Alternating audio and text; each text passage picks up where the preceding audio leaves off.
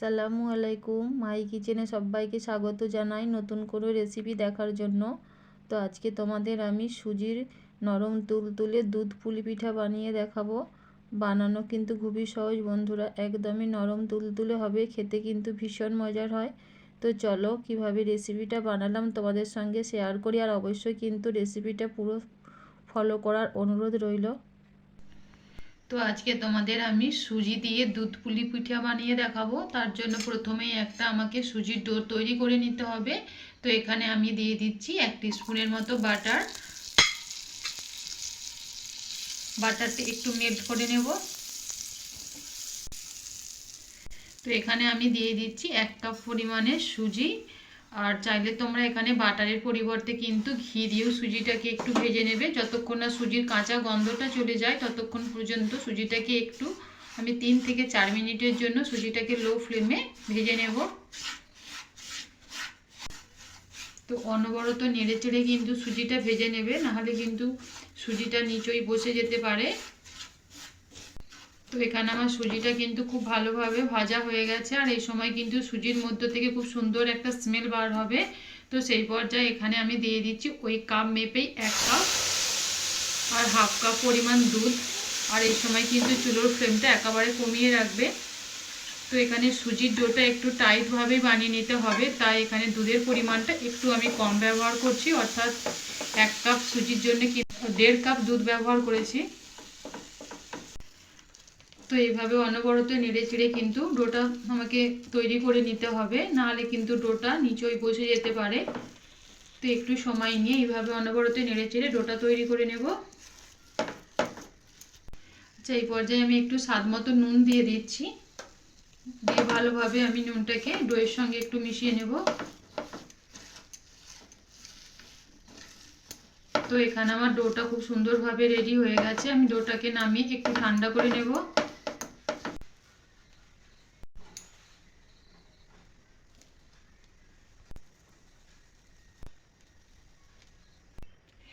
তো এখানে সুজির ডোটাকে আমি হালকা ঠান্ডা করে নেব, ততক্ষণে পিঠার জন্য একটা পুর তৈরি করে নেব।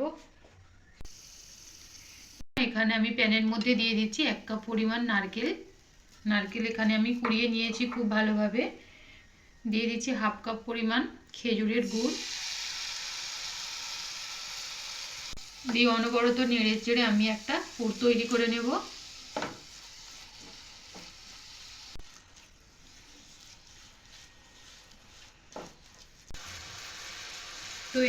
তো এখানে আমি পুরের মধ্যে 1 টিস্পুনের মতো পাউডার মিল্ক দিয়ে দিলাম, এতে কিন্তু পুরের টেস্টটা অনেকটা ভালো হবে। তো আবারও একটু ভালোভাবে নেড়ে চেড়ে মিক্স করে নেব, তবে আমি পুরটাকে অতিরিক্ত ড্রাই করে ফেলবো না। তো এখানে আমার পুরটা কিন্তু খুব সুন্দরভাবে রেডি হয়ে গেছে, আর এইভাবেই কিন্তু পুরটা তৈরি করে নেবে, অতিরিক্ত ড্রাই করে ফেলবে না, তাহলে কিন্তু পুরের টেস্টটা ভালো হবে না। তো আমি পুরটাকে নামিয়ে একটু ঠান্ডা করে নেব।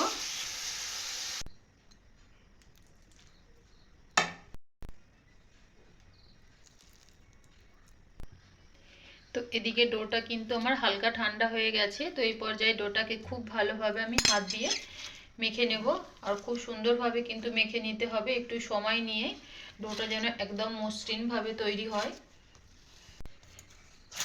যেহেতু এখানে সুজির ডোটা একটু টাইটভাবেই বানিয়ে নিতে হবে, তাই একটু সময় নিয়ে হাত দিয়ে খুব ভালোভাবে সুজির ডোটাকে মেখে নিতে হবে।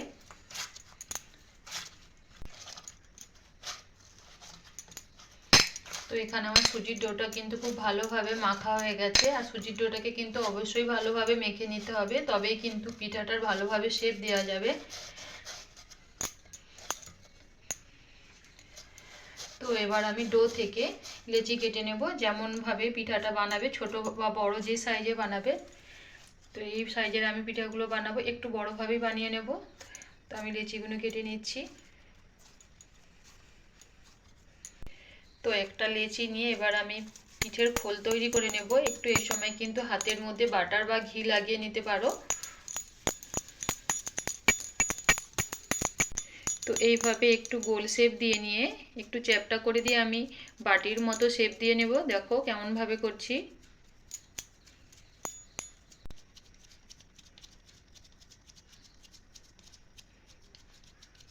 তো তো দেখো এইভাবে আমি বাটির মতো শেপ দিয়ে নিয়েছি। তো এবার আমি পরিমাণ মতো এখানে নারকেলের পুরটা ভরে দেব।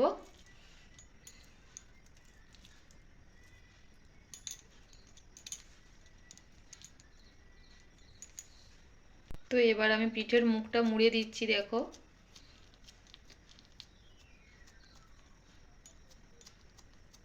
খুব ভালোভাবে মুড়ে দিতে হবে, কিন্তু নাহলে কিন্তু দুধে ভেজানোর সময় মুখটা খুলে যেতে পারে।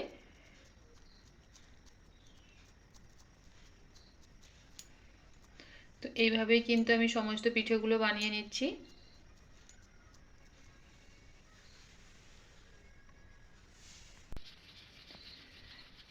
তো আরও একটা পিঠে আমি তোমাদের বানিয়ে দেখাচ্ছি। তো কিছুটা পরিমাণ এখানে ডো নিয়েছি, নিয়ে এরকমভাবে হাতের সাহায্যে একটু গোল করে এরকমভাবে চ্যাপটা করে দিয়েছি, দিয়ে ভালোভাবে এই যে এরকমভাবে একটু বাটি শেপ দিয়ে নিচ্ছি।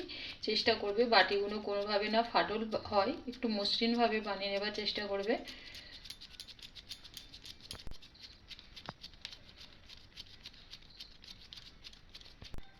তো দেখো এখানে আমি বাটিটা খুব সুন্দরভাবে তৈরি করে নিয়েছি। তো এবার আমি পরিমাণ মতো এখানে পুর দিয়ে দিচ্ছি।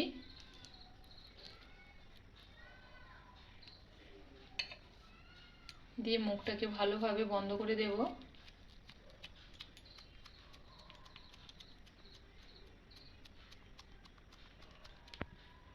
এইভাবে একটু মুড়ে দিচ্ছি।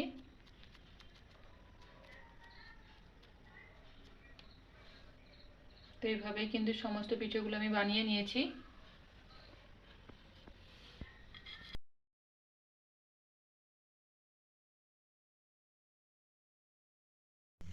তো এখানে আমার পিঠেগুলো কিন্তু খুব সুন্দরভাবে রেডি হয়ে গেছে। তো এবার আমি পিঠেগুলোকে দুধের মধ্যে সেদ্ধ করে নেব। তার জন্য প্যানের মধ্যে এখানে দেখো আমি 500 ml দুধ দিয়ে দিচ্ছি।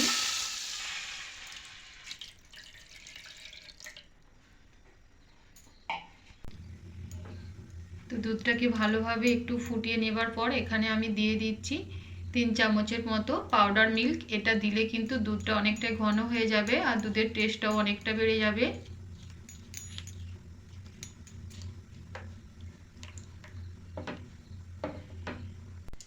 তো দুধের মধ্যে এখানে আমি 3টে এলাচ ফাটিয়ে দিয়ে দিয়েছি, সুন্দর একটা স্মেলও হবে আর দুধের মালাইয়ের মধ্যে খুব সুন্দর একটা টেস্টও হবে। তো ভালোভাবে মিক্স করে নিয়ে আমি দুধটাকে আরও 2-3 মিনিটের জন্য একটু জাল করে নেব। তো 2-3 মিনিট দুধটাকে খুব ভালোভাবে জাল করে নেবার পর এই সময় কিন্তু চুলোর ফ্লেমটা একেবারে আমি কমিয়ে দিয়েছি। দিয়ে এবার এখানে আমি অ্যাড করে দিচ্ছি 1/2 কাপ পরিমাণ খেজুরের গুড়। আর এই সময় কিন্তু চুলোর ফ্লেমটা একেবারে কমিয়ে রেখে দুধটা অ্যাড করবে, নাহলে কিন্তু দুধটা ফেটে যাওয়ার সম্ভাবনা থাকে। তো ভালোভাবে আমি দুধের সঙ্গে গুড়টাকে মিক্স করে নিচ্ছি। তো এবার আমি দুধের মধ্যে দিয়ে দিচ্ছি আগে থেকে তৈরি করে রাখা পিঠাগুলো।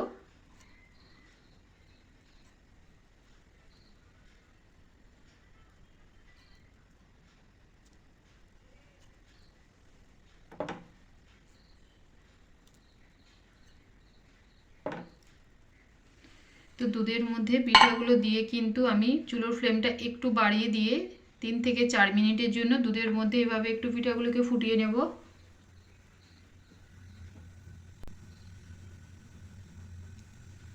আর পিঠাগুলোকে একটু হালকা হাতে এইভাবে নেড়ে দেবে, খুব নাড়াচাড়া করা যাবে না কিন্তু, তাহলে কিন্তু পিঠাগুলো ভেঙে যেতে পারে। তো একটু হালকা হাতে এইভাবে পিঠাগুলো নেড়ে চেড়ে দেবে।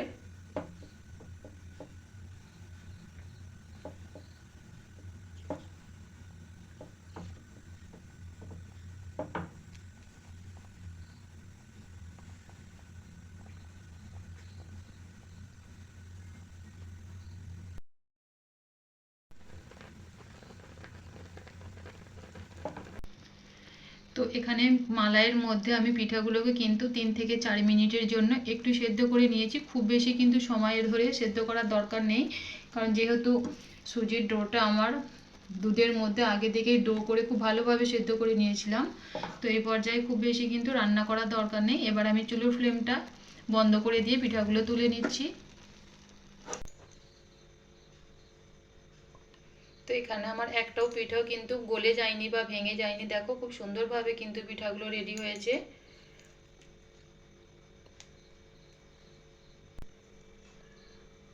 ওপর থেকে কিছুটা আমি মালাই ছড়িয়ে দিচ্ছি।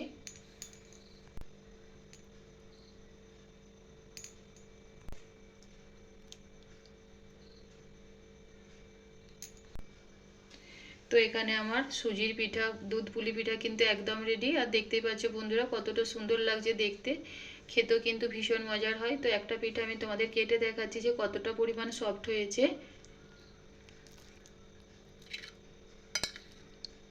দেখো, দেখতে কিন্তু ভীষণ ভালো লাগছে বন্ধুরা, আর খেতেও কিন্তু অসম্ভব মজার হয়। তো এইভাবে একবার বাড়িতে বানিয়ে দেখতে পারো, আশা করছি তোমাদের অনেক ভালো লাগবে। তো আজকের রেসিপি যদি তোমাদের ভালো লেগে থাকে অবশ্যই কিন্তু লাইক, কমেন্ট এবং বেশি বেশি করে শেয়ার করতে একদম ভুলবে না। আর চ্যানেলটা সাবস্ক্রাইব করে আমার পাশে থাকা অনুরোধ রইল। আবারও দেখা হবে নতুন কোনো রেসিপিতে। আজ তাহলে এই পর্যন্তই, আল্লাহ হাফেজ।